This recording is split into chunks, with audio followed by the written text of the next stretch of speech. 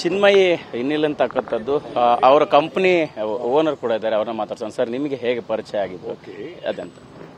ನಾನು ಇದು managing director Rajalakshmi ಸ್ಟ್ಯಾಂಪಿಕ್ಸ್.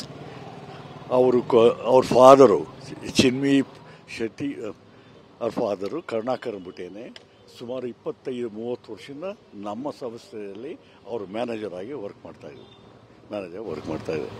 ಅವರ ಮಗಳು ಆಕೆನೂ ಸಹ ನಾವು ಪ್ರತಿ ವರ್ಷ ಆಯುಧ ಪೂಜೆ ಮಾಡ್ತಾಯಿದ್ವಿ.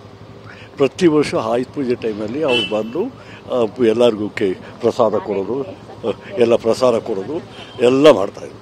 15-20 ವರ್ಷದಿಂದ ಅವರು ನಮ್ಮ ಜೊತೆ ಇದ್ದರು. ಅವರಿದ್ದಾರೆ, ನೀವು ಕೂಡ ನೋಡಿದ್ರಿ. ಅಂದರೆ ನಮ್ಮ ಕರುಣಾಕರ್ ಬಂದು ನಮ್ಮ ಊರವರು, ನಾವು ಅವರ ಕರ್ಕೊಂಡ್ಬಂದಿದ್ದು ಇಲ್ಲಿ ಫ್ಯಾಕ್ಟ್ರಿಗೆ. ಅವರನ್ನು ನಮ್ಮ ಫ್ಯಾಕ್ಟ್ರಿ ನೋಡ್ಕೊತ ಅವತ್ತಿಂದ ಇವತ್ತುವರೆಗೂ ಅವರು ನಮಗೆ ಎಲ್ಲ ಥರದಲ್ಲಿ ನಾವು ಹೇಳಿದ ಕೆಲಸ ಎಲ್ಲ ಮಾಡ್ಕೊಂಡು ಭಾಳ ಚೆನ್ನಾಗಿದ್ದಾರೆ. ಆ ಹುಡುಗಿ ಮಗಳು ಬಂದು ಎಲ್ಲ ಪೂಜೆಗೂ ಬಂದು ತುಂಬ ಆ್ಯಕ್ಟಿವ್ ಆಗಿದ್ಲು. ಮಗಳು ಪೂಜೆಗಳಲ್ಲಿ ಓಡಾಡಿಕೊಂಡು ಎಲ್ಲರನ್ನೂ ಮಾತಾಡಿಸಿದೆ. ಎಲ್ಲ ಮನೆ ಮಕ್ಕಳಿದಾಗಿದ್ರು ಅವರೆಲ್ಲ. ಭಾಳ ಬೇಜಾರಾಗ್ತಾ ಇದೆ. ನೀವು ಅದೇ ಇತ್ತೀಚೆಗೆ ಯಾವಾಗ ಮಾತಾಡಿಸಿದ್ರಿ, ಹೇಗೆ? ಅದೇ ಪೂಜೆ ಟೈಮಲ್ಲಿ ಮಾತಾಡಿಸಿದ್ವು. ಪೂಜೆಗೆ ಬರ್ತಾರಲ್ಲ, ಆಗ ಎಲ್ಲ ಅವ್ರ ಜೊತೆ ಎಲ್ಲ ಕೆಲಸ ಮಾಡಿಸಿದ್ರು. ಇವತ್ತು ಕೊನೆಯದಾಗಿ ನಿಮ್ಮ ಫ್ಯಾಕ್ಟ್ರಿ ಮುಂದೆ ಅಂತಿಮ ದರ್ಶನ ಪಡೆಯುವಂಥದ್ದಾಯ್ತು. ಅವ್ರನ್ನ ನೋಡ್ತಾ ಇದ್ರಿ, ಮಾತಾಡ್ತಿದ್ರಿ. ಇದೇನಾಗಿದೆ, ದೊಡ್ಡ ವ್ಯಕ್ತಿಗಳು ತಪ್ಪಿಂದ ಬೇರೆಯವರೆಲ್ಲ ಪ್ರಾಣ ಕೊಡಬೇಕಾಗುತ್ತೆ. ಇದು ಮುಖ್ಯ ಕಾರಣ. ಚಿನ್ಮಯಿ ಅಂದರೆ ನಿಮಗೆ ಹೆಂಗೆ ನೆನಪಾಗ್ತಾರೆ? ಚಿನ್ಮಯಿ ಅಂದರೆ ಆ್ಯಕ್ಟಿವ್ ಗರ್ಲ್, ಅವಳು ತುಂಬ ಆ್ಯಕ್ಟಿವ್ ಗರ್ಲ್. ನಮ್ಮ ಪೂಜೆ ಅಂತ ಹೇಳಿದ್ರೆ ಬಂದ್ಬಿಟ್ಟು ತಾನೇ ವಾಲಂಟಿಯರ್ ಆಗಿ ಮಾಡ್ತಾ ಇದ್ಲು ಅದು. ಆಮೇಲೆ ನಾವು ಪೂಜೆ ಪ್ರಸಾದ ಕೊಡುವಾಗಲೂ ಅಷ್ಟೇ ಎಲ್ಲ ತಗೊಂಡಾಗ ಎಲ್ಲರಿಗೂ ಡಿಸ್ಟ್ರಿಬ್ಯೂಟ್ ಮಾಡೋದು, ಇಷ್ಟೆಲ್ಲ ಮಾಡೋದು ಗಮನಕ್ಕೆ ಬರುತ್ತೆ ನಮಗೆ. ಅದು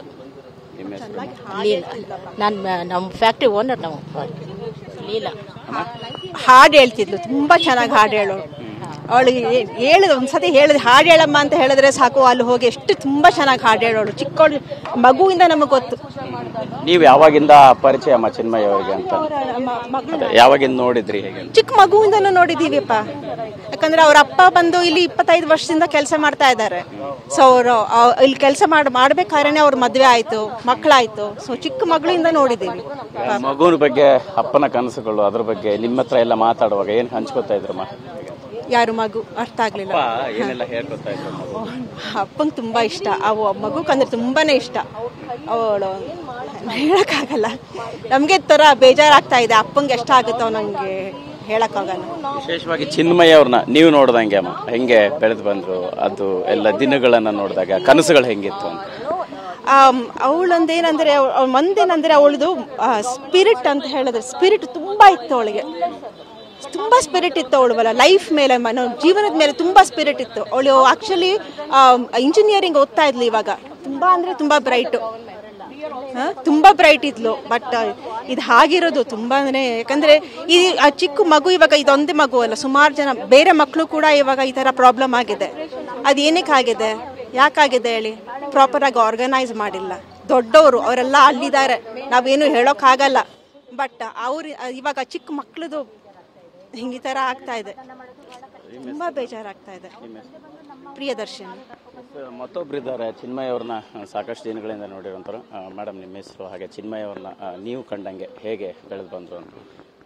ನಮ್ಮ ಹೆಸರು ಸ್ವರೂಪ ಅಂತ, ನಾವು ಕಂಪನಿ ಓನರು. ನಮ್ಮ ತಂದೆ ಸ್ಟಾರ್ಟ್ ಮಾಡಿದ್ದು 40 years ago.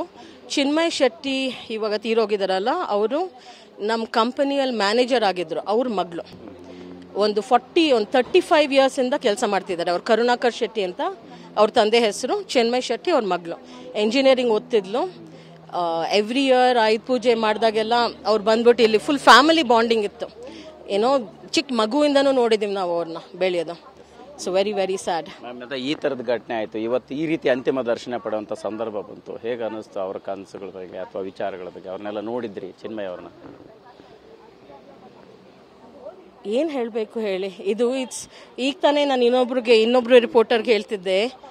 It's very unfortunate. Now, I know my question, because I'm on media right now, my request to every Indian citizen, ನಾವೇನು ಮಾಡ್ಬೋದು ಈ ಥರ ಪ್ರಿವೆಂಟ್ ಮಾಡೋದಕ್ಕೆ? It's not about blaming government. ಹಿಂಗೆ ಮಾಡಿದ್ರು, ಚಿನ್ನಸ್ವಾಮಿ ಸ್ಟೇಡಿಯಮಲ್ಲಿ ಹಿಂಗಾಯ್ತು ಹಂಗಾಯ್ತು, ಬ್ಲೇಮ್ ಅಲ್ಲ. ನಾವೇನು ಮಾಡ್ಬೋದು, ನಾವು ಜವಾಬ್ದಾರಿ ತೊಗೊಳಕ್ಕಾಗುತ್ತಾ ನಮ್ಮ ಕೈಯಲ್ಲಿ? As every the way we select our government, whatever we do. ನಮ್ಮದು ಕಂಪನಿ ಒಂದು 100 ಜನ ಇದ್ದಾರೆ. 100 ಜನ ಎಂಪ್ಲಾಯೀಸ್ ಇದ್ದಾರೆ. ನಾವು ಇಲ್ಲಿ we are responsible for the quality of things over here.